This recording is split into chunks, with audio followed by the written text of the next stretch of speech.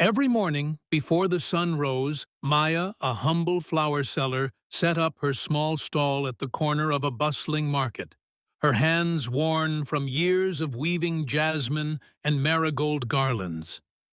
Her life was a quiet rhythm of colors, fragrance, and survival.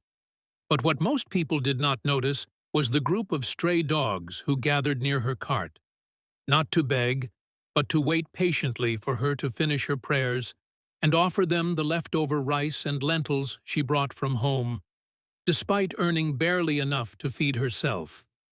Maya never failed to care for those animals she saw in their eyes, the same hunger and loneliness she once knew after losing her family in a flood years ago.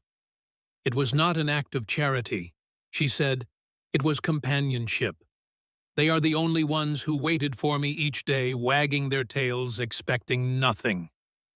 Only love. One rainy afternoon, a foreign tourist took shelter under the awning of Maya's flower stall, watching as she softly called out to each dog by name, offering them warm food, and even patting their wet fur with the edge of her own shawl.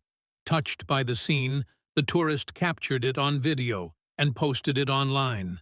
It quickly went viral, spreading across continents as a symbol of silent empathy and compassion.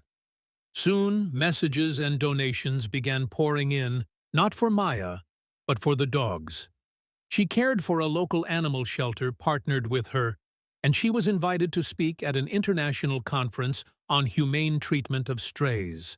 When she stood on the stage in another country, surrounded by dignitaries and translators, Maya was overwhelmed not by the attention, but by the thought that these dogs, once forgotten, had found a voice because of her when asked what motivated her.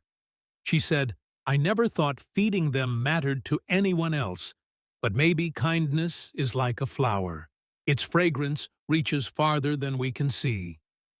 On her return, the town greeted her with garlands, ironically the same she used to sell, and a small park was dedicated in her name as a feeding and care zone for stray animals.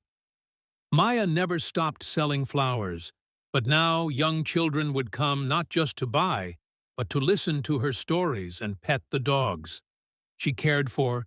The local school invited her to speak about compassion, and newspapers no longer called her just a flower seller, but a community guardian.